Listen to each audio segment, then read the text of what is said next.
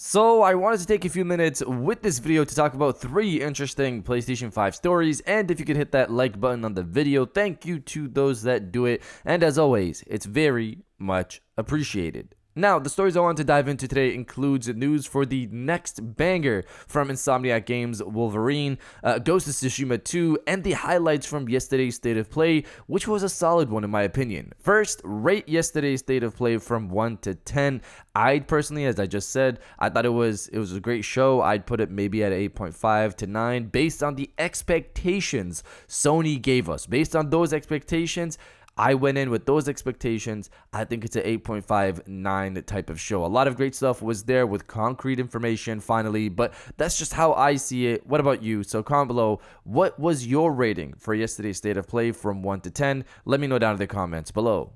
Now diving into the first story of the video, highlights from yesterday's State of Play. So I'm not sure what people were expecting from this State of Play, considering Sony said it would be focused on indies and third party, and that they also said it would be focused on updates from previously announced titles. That was the focus of the show. That's the expectation I went into the show with, and even with that, there was potential for a lot of great stuff to be shown off at this event. Let's go through some of the highlights from the show yesterday. First off, Ghostbusters Rise of the Ghost Lord got a release date for PlayStation VR 2, dropping this October 26th. I'm looking forward to that. I got excited when I saw the next one. Resident Evil 4 VR got a new trailer and it looks amazing. I'm so excited to play this. Resident Evil in VR is way better than Resident Evil on just flat screen. It's dropping this winter, which could mean early 2024 as well, but I hope it's actually this December, but it's probably going to be early 2024. Resident Evil didn't stop there. There was we also got the Separate Ways DLC, which people have been asking for. I've seen that before the show. People at Capcom were asking them for the Separate Ways DLC left and right. That drops September 21st alongside a free update for the Mercenaries mode. Avatar Frontiers of Pandora got a new trailer and it looks great, dropping this December 7th. Ghost Runner 2, which I'm hyped for. Play the first game if you haven't. It's intense but a lot of fun, and play the DLC Project Hell as well. It gives you a different insight into the story. Great DLC. There's a new demo out right now for Ghost Runner 2, so you can even try it out before it drops on October 26th, same day as Ghostbusters. I love VR, but if I had to choose between one, it's going to be Ghost Runner over Ghostbusters for me. But then you also have Alan Wake literally dropping the next day on October 27th. My goodness, October is packed. You're not going to be able to play all those games coming out in October. I wish I could. Moving on from that, Sony showed off new PlayStation 5 Deep Earth Collection, a Deep Earth collection for the console plates and the console controllers. I believe the pre-orders begin for those on October 4th. Helldivers 2 got a new trailer and a release date finally. It will release February 8th, 2024, which is proper in my opinion. There's way too much coming out this year, and I think Sony wants to give this game breathing room to have and to gain a proper audience of people, because it's basically a live service. Spider-Man 2 shocked people to see it there because it's a first-party studio. It got a new gameplay trailer that looks gorgeous, and with it they confirmed over 65 suits for Peter and Miles, over 65, fast traversal with the web wings, the map is double the size, the switching between Miles and Peter looks insanely fast. Mysterio was shown off. Activities will now not be checklists, but rather begin through visual cues in the world, like a symbol in the sky, and this could lead to showdowns with villains not yet seen in this Marvel universe. A lot of exciting stuff there from Spider-Man 2, but we were all pretty much sold on it. We're just waiting for the launch date, but this was a nice little addition. Next up, Tales of Arise Beyond the Dawn DLC was announced, dropping this November 9th. Foam Stars will be getting an open beta running from September 29th to October 1st, with the full game releasing in early 2024. Then they ended off the show with another huge banger, another huge title, which is Final Fantasy VII Rebirth. It got a glorious looking trailer showing more of the story and world we're going to be exploring, along with a release date finally of February 29th, 2024. Again, solid show in my opinion. As you can see, your brothers down there are having a little get-together. Now diving into the second story of the video, Wolverine news. Reading from PlayStation Universe, Insomniac is very arguably the crown jewel studio for PlayStation Studios after it's been practically carrying the PlayStation 5 in terms of first-party support.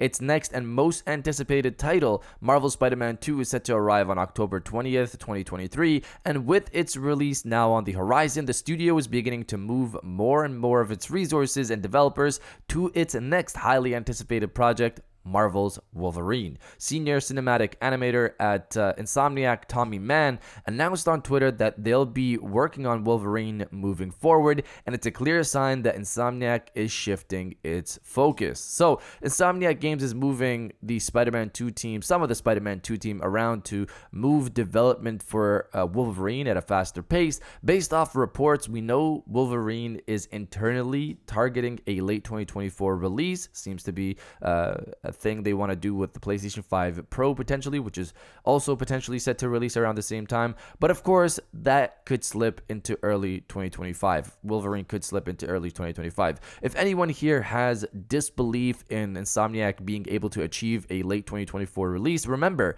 Insomniac Games has released a new game every year since 2020 outside of last year. 2020, we got Miles Morales and Spider-Man Remastered. 2021, Ratchet and Clank. 2023, this year, Spider-Man 2. They're incredible, and I can't wait for Wolverine. But you guys let me know if you're hyped for Wolverine or not. Let me know down in the comments below.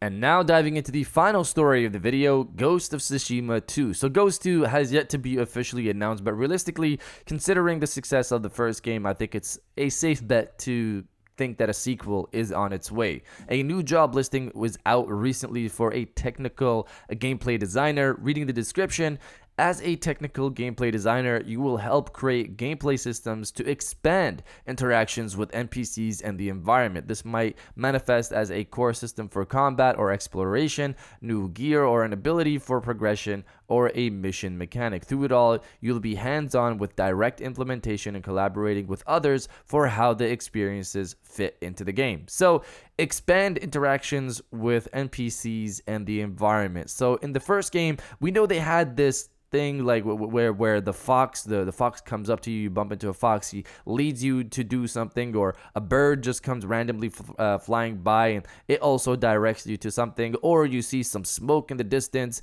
it also hints at something that possibly is happening over there. A bunch of things to not get you to click the map and look through that, but rather just get you to continually be immersed in the world that you're in. This seems to want to elevate that. This job listing seems to want to elevate that even further for this potential sequel. I'm all for that. One of my favorite features from Ghost of Tsushima is getting a hint at the direction you're supposed to go for your objective, and you know that just by the wind. No arrow above your head, no lines on the floor, just the wind inside of the game directing you in the direction you're supposed to go.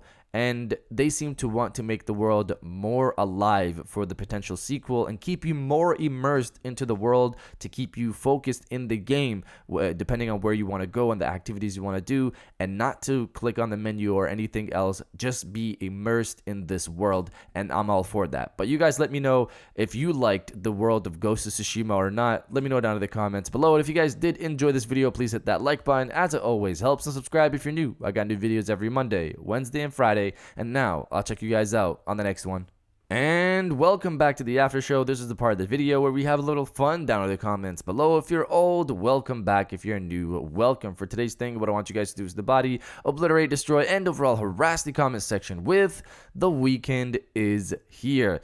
This weekend, I'm not really that busy. I get to be lazy. I get to play some video games. I just bought a new surround system, my first purchase for a surround system. I'm excited to play that with my LG TV. I've been immersed in it in the last few days. I'm ready to be more so immersed in it this weekend with more horror movies, playing whatever horror games that I can get my hands on, and I'm excited for that. If you're excited for the weekend, destroy the comment section with "The weekend is here," and I'll definitely heart those comments like I always do, because I appreciate everybody who stays to the end of my videos. And now I'll check you guys out on the next one.